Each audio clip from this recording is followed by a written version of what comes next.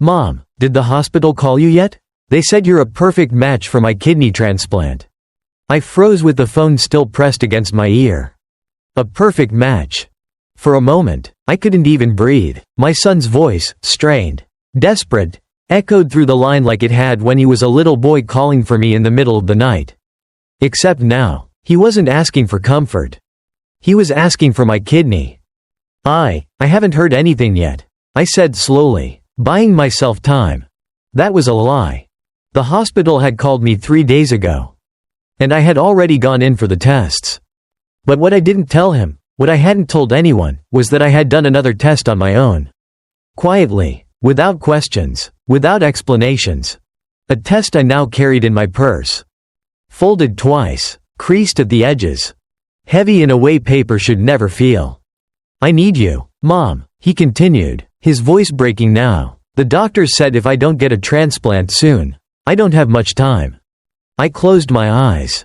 For 68 years, I had lived a life built on routine, sacrifice, and quiet devotion. I raised my son alone after his father passed. I worked double shifts at a diner off Route 9, saved every dollar, skipped every luxury. Everything I had, every ounce of strength, every late night, every prayer, went into him. And now, he was dying. "Please," he whispered, "you're my only chance. Only chance." That's what everyone had been saying. My daughter-in-law, the doctors, even the nurse who called me after the compatibility screening. "You're a miracle match, Mrs. Carter. Cases like this don't happen often." A miracle. I almost laughed when I heard that word. Because miracles don't come wrapped in 20 years of silence. They don't sit quietly in your purse, waiting to shatter everything you thought you knew.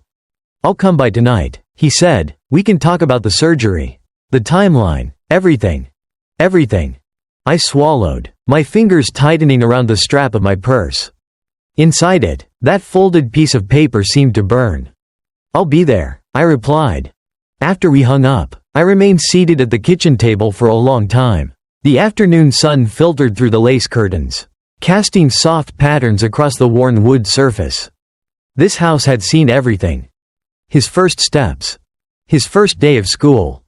The night I stayed up until dawn sewing his Halloween costume because I couldn't afford to buy one. I had never questioned it. Not once. Not when he looked nothing like me. Not when relatives would tilt their heads and say, "He must take after his father." Not when dates didn't quite add up. Because love doesn't ask for proof. At least, it didn't used to. Slowly, I reached into my purse and pulled out the envelope. My hands didn't shake. That surprised me. I unfolded the paper carefully, smoothing it against the table as if it were something fragile. But it wasn't fragile. It was precise. Clinical. Final. Probability of maternity, 0.0%. I read it again. And then again. Just like I had the first night I got it. There was no mistake. No room for interpretation. No miracle. The boy I had raised for 42 years was not mine. And tonight, he was going to ask me to give him a piece of my body. To save his life. I folded the paper back along its creases and slipped it into my purse. Then I stood up, walked to the sink, and washed a glass that was already clean. Same motion, same rhythm. Like every other day. Because if there's one thing I've learned in this life, it's that the most devastating truths don't arrive with noise. They arrive quietly. And they wait. For the right moment to be spoken. I never imagined that a simple phone call about a kidney transplant would force me to question everything I thought I knew about my life. For over 40 years, I believed I was a mother. Not a perfect one, but a devoted one. I lived in a small 2-bedroom house just outside Columbus, Ohio. The kind of place where the paint chipped near the window frames and the porch creaked if you stepped too hard. I'd been there since my husband passed, raising my son with nothing but a waitress salary and a stubborn refusal to give up. I used to wake up at 4:30 a.m. every morning. Coffee, uniform, quiet house. By 5:15, I'd be out the door, driving 10 miles to the diner where I worked double shifts more often than I'd like to admit. I remember counting tips in the break room, figuring out if I could afford his school supplies, or if we'd have to wait another week. But I never let him see that. To him, I was steady. Reliable. There. That's what mothers do. They don't ask questions when their child needs something. They don't hesitate when their child is hurting. And for years, he needed me. Homework at the kitchen table. Baseball practice in the summer heat. Late night fevers where I sat beside his bed, pressing a damp cloth to his forehead while whispering, "I'm right here." I was always right there. Even when things started to change. It was subtle at first. After he got married, our conversations became shorter, less frequent. His visits turned into obligations instead of habits. And his wife, Emily, she was always polite. But distant. Measured. Like she was watching something she didn't quite trust. I told myself I was imagining it. That this was just what happened when children grew up. They build their own lives. They move on. And mothers stay behind. Still, there were moments. Small ones. The kind you almost ignore. Like the time we were filling out medical forms, and he hesitated at a question about family history. Or when a doctor once mentioned blood type incompatibility, and he laughed it off too quickly. Or the way Emily once said, "You've done a lot, considering everything," and then immediately changed the subject. Considering everything. I never asked what she meant. Maybe I didn't want to know. Because the truth is, I had built my entire identity around being his mother. Not just in title, but in every choice I made. Every sacrifice. Every year that passed. And now, sitting in my quiet kitchen, I replayed those moments differently. Not as coincidences. But as clues. The kind you only recognize once it's too late. I thought about the hospital call again. "You're a perfect match." Those words should have comforted me. Instead, they echoed strangely in my mind. Perfect. Too perfect. Because if there's one thing life had taught me, it's that nothing this important ever comes easy. I stood by the window, watching the late afternoon sun stretch across the yard. The same yard where he used to play as a boy. Running barefoot, laughing, calling out, "Mom, watch this." I always watched. I never looked away. And yet, somehow, I missed the one truth that mattered most. Tonight, I would see him. He would look at me the way he always had, like I was his mother.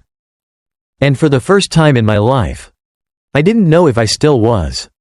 The house felt different that evening. Not because anything had changed. But because I had.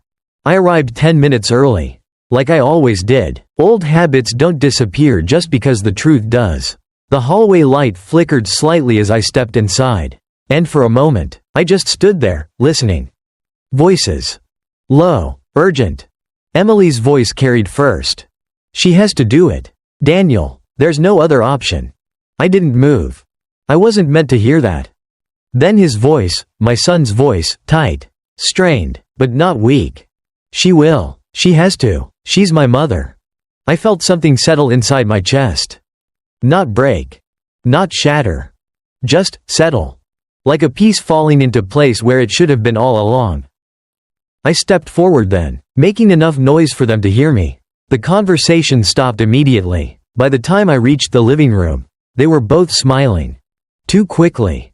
Too neatly. "Mom," Daniel said, standing up, "you're early." "I didn't want to keep you waiting," I replied. That part, at least, was still true. Emily offered me a polite smile. The kind that never quite reached her eyes. "Can I get you something? Tea? Coffee?" "No, thank you." I sat down on the edge of the couch, placing my purse carefully beside me. My hand rested on it for just a second longer than necessary. They noticed. Of course they did. Daniel sat across from me, leaning forward, elbows on his knees. He looked thinner than the last time I saw him. Paler, too. Illness had a way of stripping people down to something more honest. Or maybe, more desperate. The doctors explained everything. He began, the procedure, the recovery, the risks. I nodded. I listened. "They said you're a perfect match," Emily added quickly, as if reinforcing something fragile. Perfect match. There it was again. "Yes," I said quietly. "That's what they told me." Daniel exhaled, relief washing over his face too fast to be anything but rehearsed. "Then we can move forward." They want to schedule the surgery as soon as possible. We. Not me. Not you. We. I watched him for a moment. The way his fingers tapped against his knee. The way he avoided holding my gaze for too long. The way Emily's hand rested lightly on his shoulder, not comforting, but steadying. Guiding. You understand what this means, right? He continued. Without the transplant? He didn't finish the sentence. He didn't have to. I understand, I said. And I did. Just not in the way he thought. There was a pause. A small one. But heavy enough to shift the air in the room. Then Emily spoke again, softer this time. We know it's a lot to ask. But this is what family does. Family. The word lingered between us. I looked at her. Really looked this time. At the careful way she chose her words. At the tension in her jaw. At the flicker of something behind her eyes, fear. Maybe. Or calculation. She knew something. Not everything. But enough. I've been thinking about that, I said slowly. About what family does. Daniel leaned forward again. Mom? I reached for my purse. Just slightly. Not opening it. Not yet. But enough to feel the edge of the folded paper inside. I need to ask you something first. I continued. My voice didn't shake. That surprised me. What is it? He asked. I met his eyes. For a moment, I saw the little boy he used to be. The one who called for me in the dark. The one I would have given anything for. And then it was gone. Replaced by a man who believed I owed him something. Something that lived inside my body. Are you absolutely sure, I asked quietly, that I'm the only person who can help you? The question hung in the air. Simple. Direct. But it changed everything. Because for the first time that night, I wasn't answering. I was beginning to ask. The next morning, I didn't go back to the hospital. Instead, I drove somewhere else. The lab sat on the corner of a quiet street, tucked between a pharmacy and a dry cleaner. It wasn't a place you noticed unless you were looking for it. No large signs, no crowds, just a glass door and a small plaque that read, Genetic Testing Services. I sat in my car for a long minute before stepping out. Not because I was afraid, but because, deep down, I already knew. Inside, the air smelled faintly of antiseptic and paper. A young receptionist greeted me with a practiced smile. The kind that didn't ask questions. I'm here to pick up my results, I said. She nodded, typed something into her computer, and disappeared into the back. When she returned, she handed me a sealed envelope. Everything you need is inside, she said gently. Everything. I almost asked her if she had any idea what that word meant. But I didn't. Instead, I thanked her, turned around, and walked back to my car. I didn't open the envelope right away.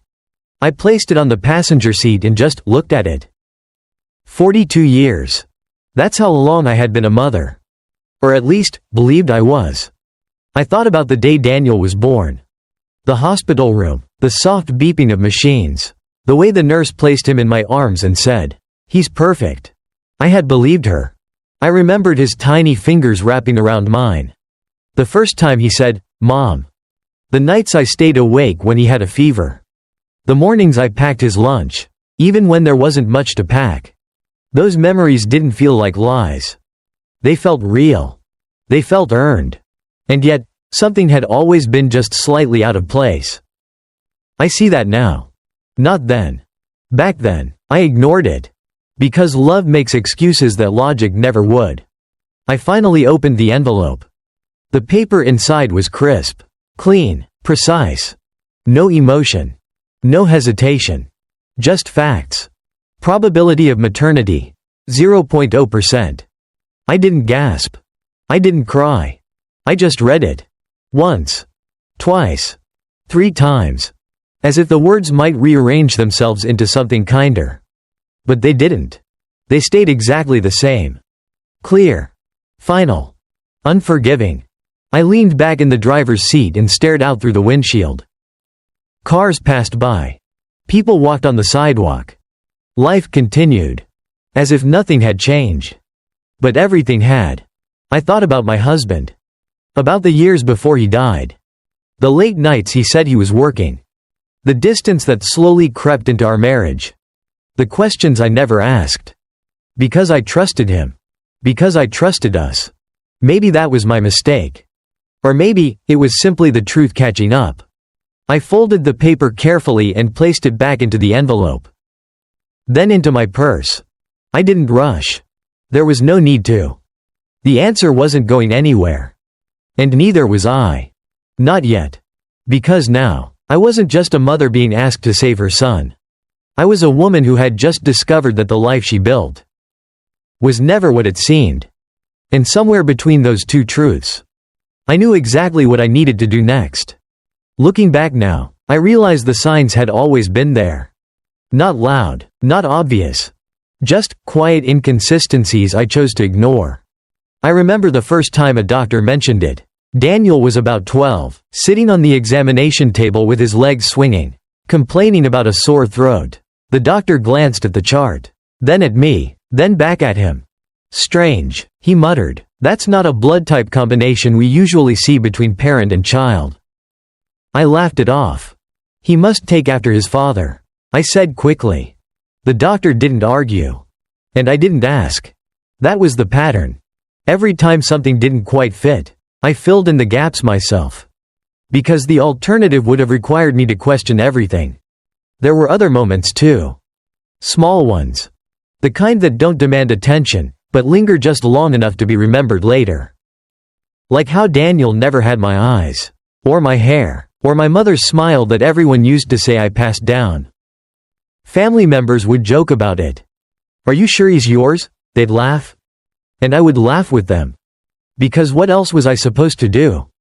Because the truth, whatever it was, felt too heavy to hold. Then there was my husband. Toward the end, before he passed, something had changed in him. He grew distant. Quiet in a way that wasn't peaceful. More like careful. There were nights he came home late, offering simple explanations I never questioned. Work. Traffic. Meetings. I accepted all of it. Because trusting him was easier than doubting him. And because I believed in the life we had built together. Or at least, the version of it I was allowed to see. After he died, I never went through his things right away. Grief has a way of freezing time. You leave things untouched, as if moving them might erase what little remains. It wasn't until years later that I opened the old wooden box he kept in the back of the closet. Inside were documents. Receipts. A few letters. Nothing unusual at first. Until I found one envelope, unsealed, but carefully tucked beneath everything else. It had no name on it. Just a date. 42 years ago. I remember sitting on the edge of the bed, turning it over in my hands, debating whether I should open it. In the end, I didn't. I told myself it didn't matter. That whatever was inside belonged to a past that no longer existed. So I put it back, closed the box, and went on with my life. That was my second mistake. The first was never asking questions. The second was avoiding the answers when they were right in front of me. Now, standing in my kitchen with that DNA result sitting quietly in my purse, I can see how all those moments connect. Like pieces of a puzzle I refused to complete. Because completing it would have meant facing something I wasn't ready to understand. But now, I don't have that choice anymore. Because the boy I raised is asking for my kidney. And the man I trusted may have left behind more than just memories. He may have left behind the truth. And this time, I intend to find it. I didn't confront him. Not that night. Not the next day either. Instead, I did something I hadn't done in years. I asked for help. His name was Richard Hale. An old friend of my husband's, though friend might not be the right word. Richard had been the one who handled our taxes, our insurance, and later, parts of my husband's estate after he passed. Quiet man, careful with words, the kind of person who noticed more than he said. I hadn't spoken to him in over a decade. But when I called, he recognized my voice immediately. "Mrs. Carter," he said, almost gently, "it's been a long time." "Yes," I replied, "it has." There was a pause. Not awkward. Just measured. "What can I do for you?" I didn't explain everything. Not over the phone. "I found something," I said, "among my husband's things, and I think I need someone to look at it with me." Another pause. Longer this time. "I can come by this afternoon," he said. And he did. Right on time. Just like always. We sat at the same kitchen table where I had raised Daniel. Where I had packed lunches, paid bills, and celebrated birthdays, the same table that now felt unfamiliar. I placed the envelope in front of him. The one I had never opened. Not until yesterday. Richard didn't touch it right away. He looked at me first. Carefully. As if trying to understand what had already changed. "Are you sure you want to do this now?" he asked. "Yes." My voice didn't waver. Because there was no uncertainty left. Only answers waiting to be acknowledged. He nodded, then opened the envelope. Inside was a single sheet of paper. Typed. Dated. Signed. His eyes moved slowly across the page. Once. Then again. And something in his expression shifted. Not shock. Not surprise. Recognition. That's what it was. "You've seen this before," I said quietly. He exhaled. Set the paper down. And for a moment, he didn't speak. "I was hoping," he said finally, "that you never would." The words landed heavier than anything I had read so far. "What is it?" I asked. But I already knew. Not the details. But the shape of it. The kind of truth that doesn't arrive suddenly, but reveals itself piece by piece until there's nowhere left to look but straight at it. Richard folded his hands on the table. "This was drafted about 6 months before your husband passed," he said. "He asked me to prepare it. Said it was a precaution." A precaution for what? He met my eyes. For a situation he believed might come to light one day. My chest tightened. Not painfully. Just enough to remind me I was still breathing. And what situation was that? Richard hesitated. Not because he didn't know. But because he did. He had reason to believe. He said slowly, that Daniel might not be his biological son. The room didn't spin. Nothing dramatic happened. No sound. No movement. Just silence. The kind that settles in and stays. "I see," I said. And I did. More than I wanted to. More than I had ever prepared for. "There's more," Richard added. Of course there was. There's always more. He slid the paper toward me. "This document outlines certain conditions. Legal ones, in the event that the paternity issue was ever confirmed." I looked down at it. Didn't read it yet. Didn't need to. Because at that moment, one thing became clearer than anything else. The man I trusted with my life had known. All along. And he chose not to tell me. Not while he was alive. Not when it mattered. I leaned back in my chair. Hands resting in my lap. Still. Controlled. Because if there's one thing I've learned, it's that the truth doesn't scream. It waits. And when it finally speaks, it leaves no room for doubt. I didn't react right away. That was the first thing I noticed about myself. No anger, no tears, no questions thrown across the table. Just stillness. Because when something breaks after 42 years, it doesn't shatter loudly. It settles. Quietly. "I need you to explain everything," I said. Richard nodded, as if he had been expecting that. He adjusted his glasses slightly, then reached into his briefcase and pulled out another folder. Thicker this time, organized, labeled, prepared. This wasn't a single document. He began, "Your husband kept records, not emotional ones, factual ones." That sounded like him. Careful, methodical, controlled. I watched as Richard opened the folder and turned it toward me. Inside were copies. Dates, notes, statements. A timeline. He came to me nearly 10 years before he passed. Richard continued. At first, it was just questions. He had noticed inconsistencies, timelines that didn't align. Medical details that didn't quite make sense. Just like I had. Only, he didn't ignore them. He ordered a private test. Richard said. My eyes lifted. A DNA test? Richard nodded. And? He didn't answer immediately. He didn't have to. The silence did it for him. He received the results, Richard said finally, and they confirmed his suspicion. Daniel wasn't his son. The words didn't need to be repeated. They were already sitting between us. Heavy, permanent. What did he do? I asked. Because that mattered. More than anything. Richard closed the folder halfway, his fingers resting on the edge. He chose to stay, he said. I blinked once. Stay? Yes. He didn't confront your wife. Not directly. He didn't tell Daniel, and he didn't tell you. I let that settle. Of course he didn't. That was the kind of man he was.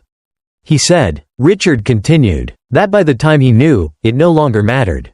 The child was already his in every way that counted. For a moment, something inside me shifted. Not forgiveness. Not yet. But understanding. A small, fragile kind. And the document? I asked. Richard slid the original paper closer. It was his way of protecting you, he said, in case the truth ever came out under less controlled circumstances. I looked down at it. Finally read the words. Legal language, cold, precise. But the meaning was clear. If paternity was ever disproven, certain obligations would not apply. Financial, medical, personal, including. I stopped reading. I didn't need to see the rest. I see, I said quietly. And I did.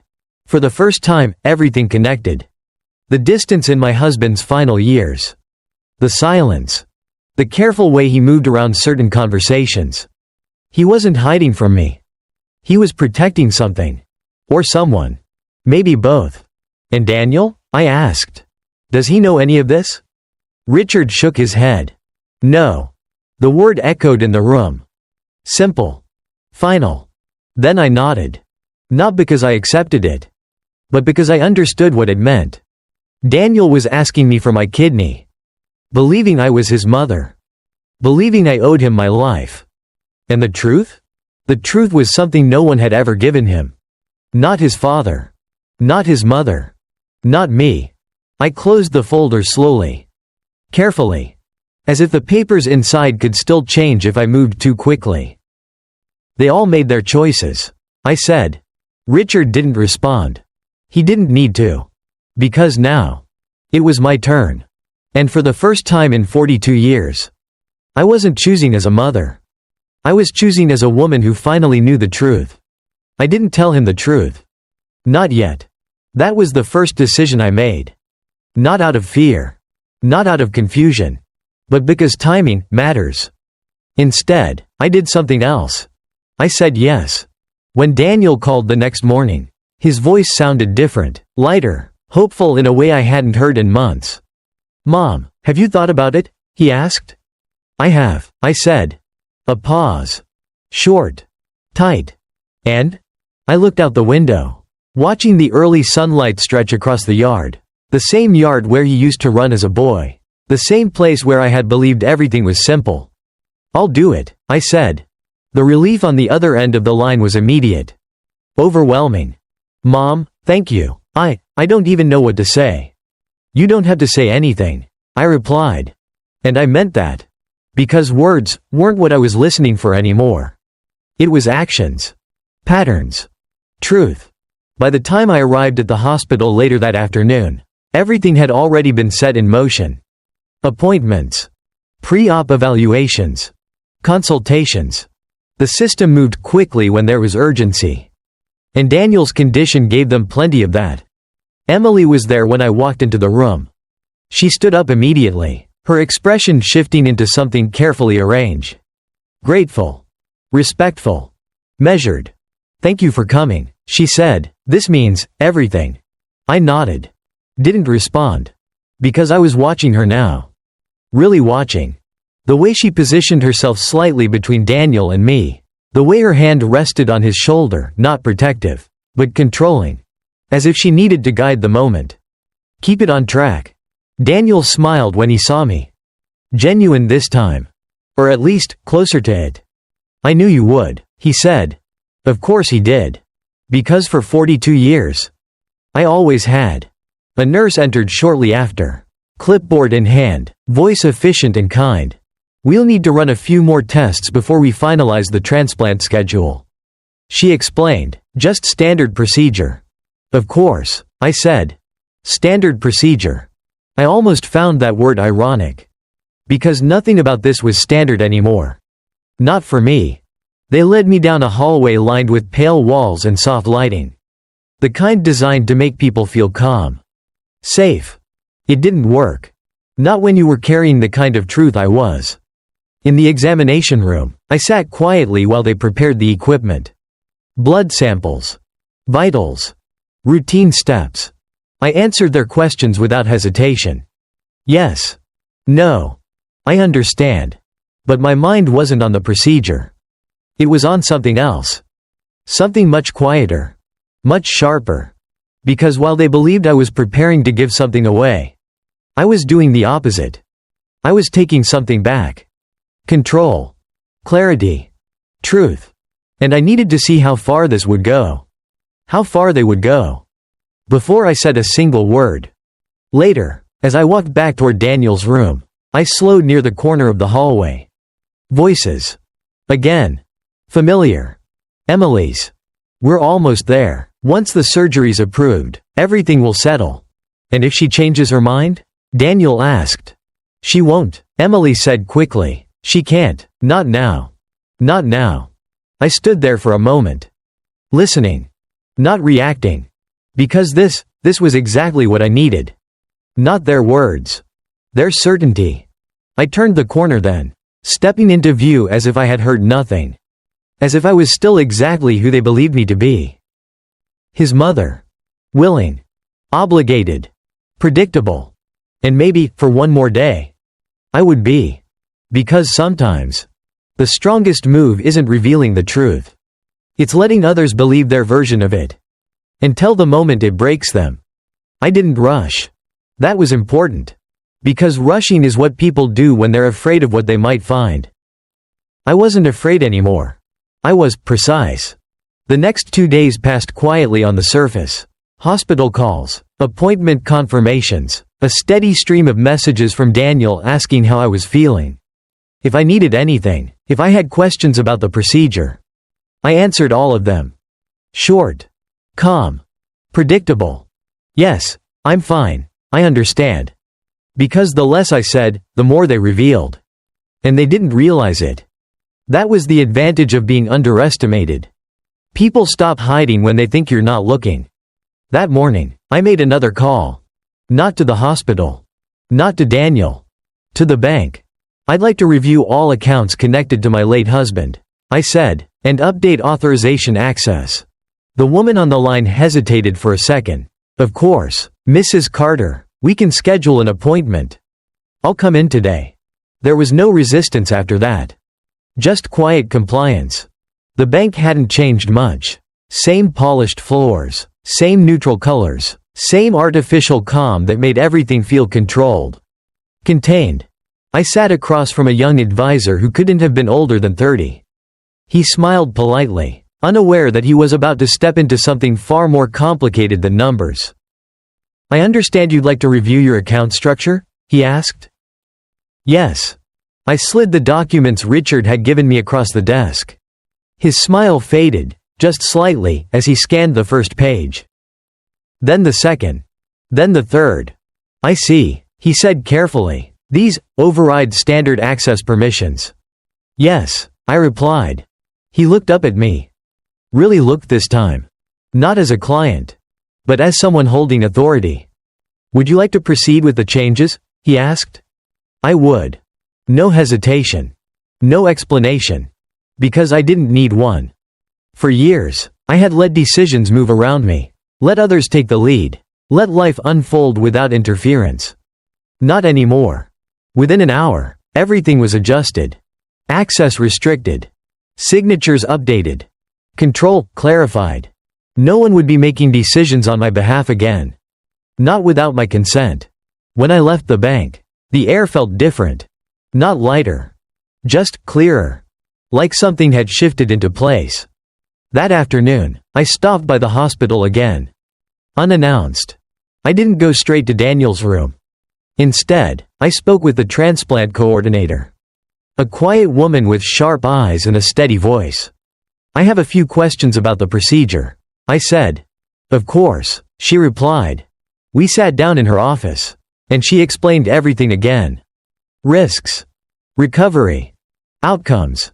But I wasn't listening for information. I was listening for something else. "What happens?" I asked, "if the donor decides not to proceed?"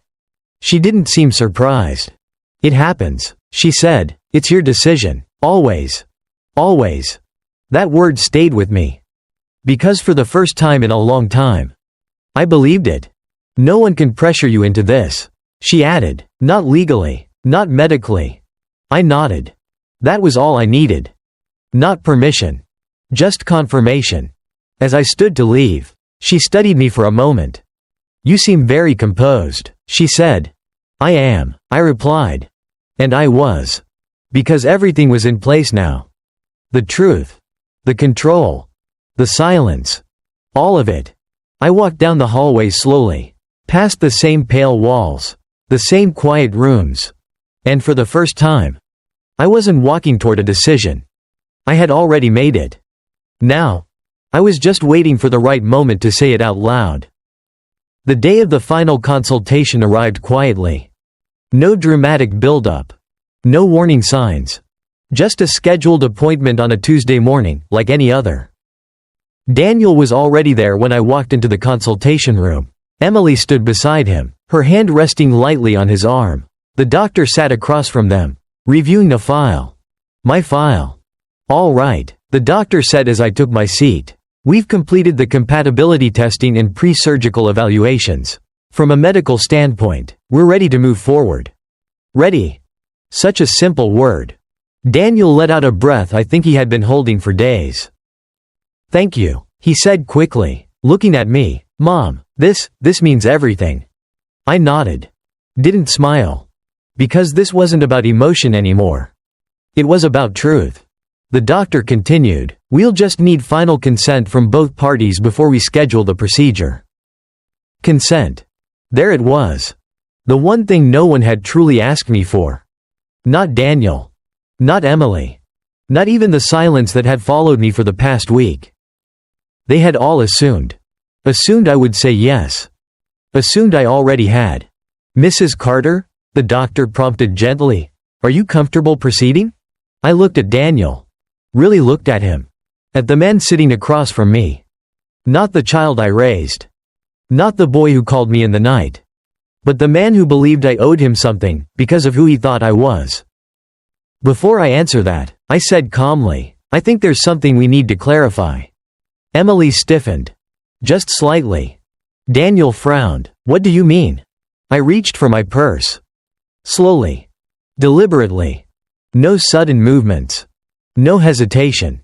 Because this moment had been coming for a long time. "I've spent the past few days reviewing some information," I continued. "Medical information, legal information." The room grew quieter. Even the doctor stopped writing. I wanted to be absolutely certain, before making a decision like this. "Mom," Daniel said, his voice tightening, "what are you talking about?" I pulled out the envelope. Placed it gently on the table. "Between us. This," I said, "is a DNA test." No one spoke. Not yet. I had it done privately. I added, to confirm something that didn't quite make sense. Emily's hand dropped from Daniel's arm. Slowly. Almost imperceptibly. Daniel looked at the envelope. Then back at me. Confusion. Then irritation. "Why would you do that?" he asked. I met his eyes. Steady. Unmoving. Because I needed to understand what I was being asked to give. The doctor shifted slightly in his seat, clearly aware that this conversation had moved beyond medicine. "Mrs. Carter," he began carefully, "if this isn't related to the procedure." "It is," I said, without raising my voice. Because it was. More than anything else in that room. I slid the paper out of the envelope. Unfolded it. Turned it toward them.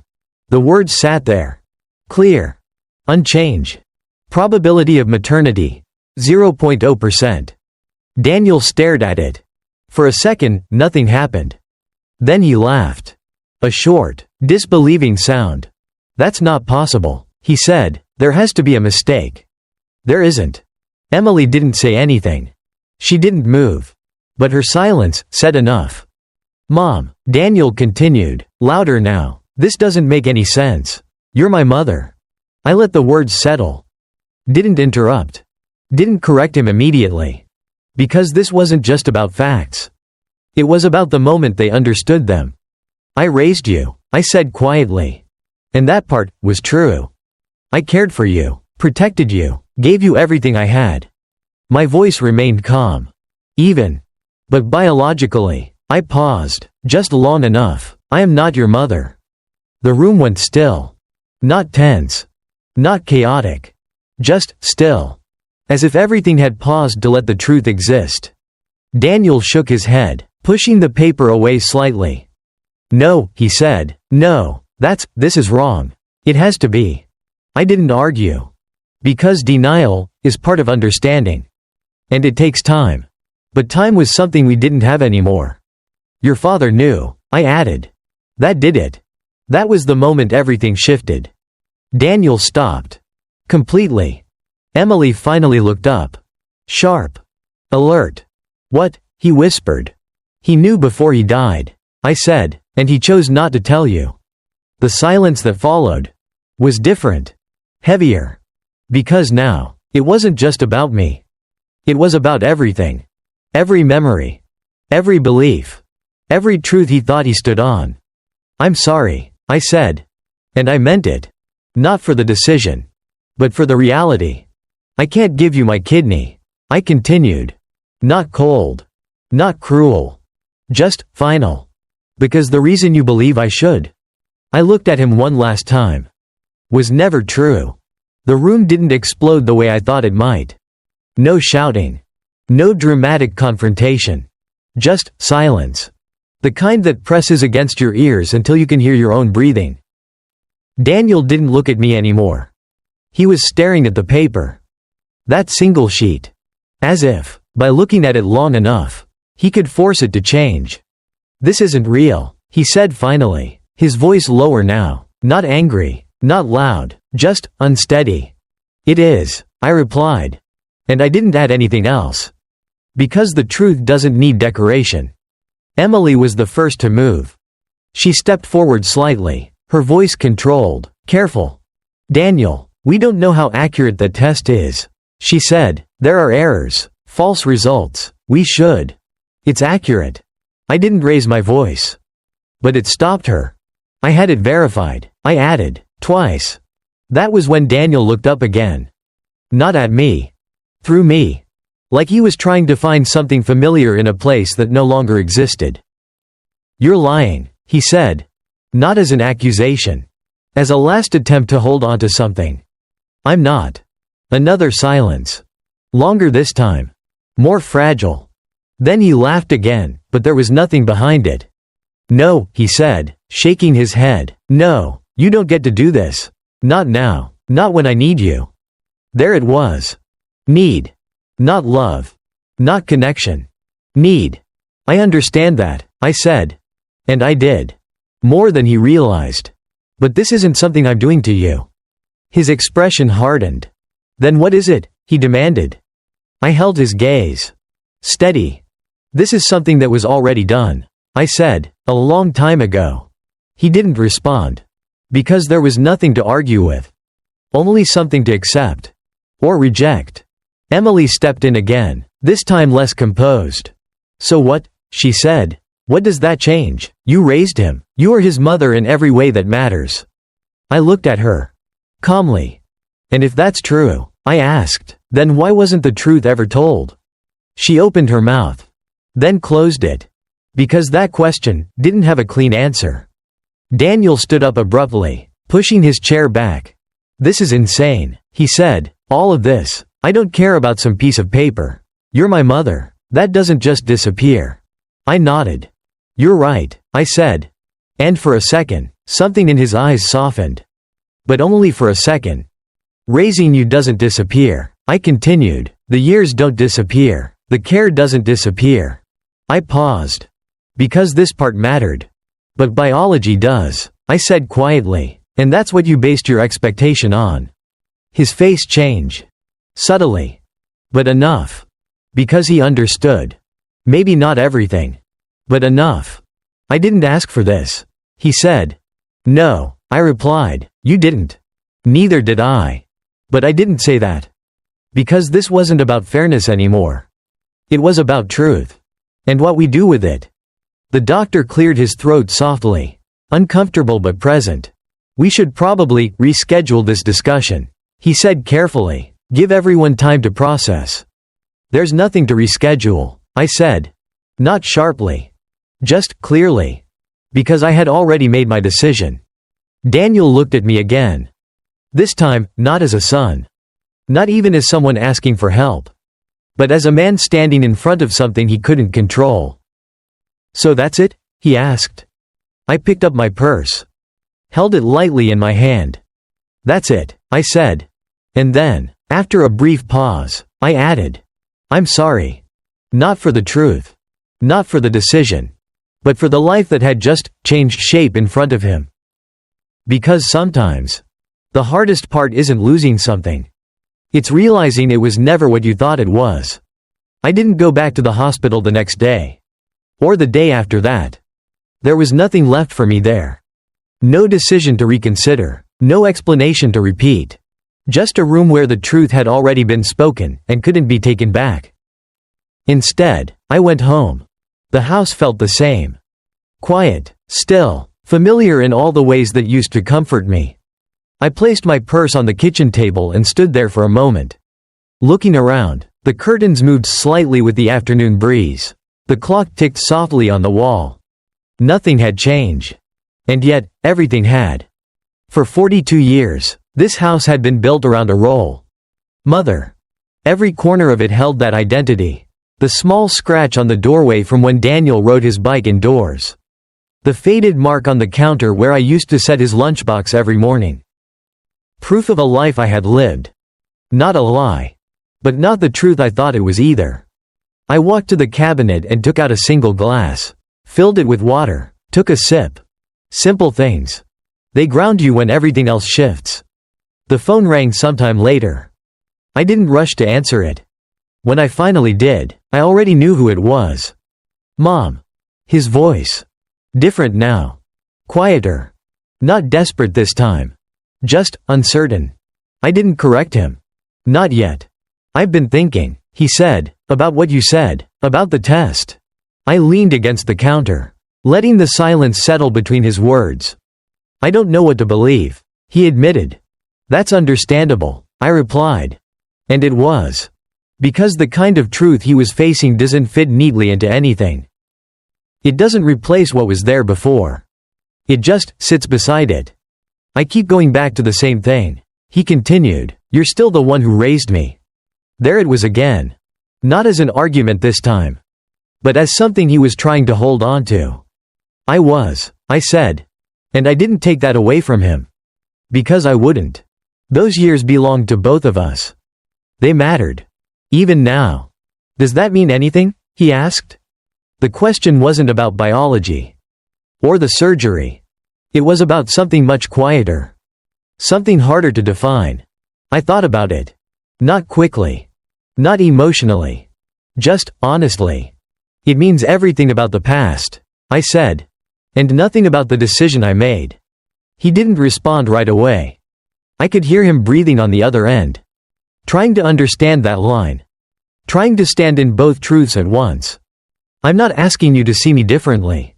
I continued, I'm asking you to understand that I have to see myself differently now. That was the part no one had considered. Not Daniel. Not Emily. Not even me, until it was too late to ignore. I don't hate you, I added. Because I didn't. And he needed to hear that.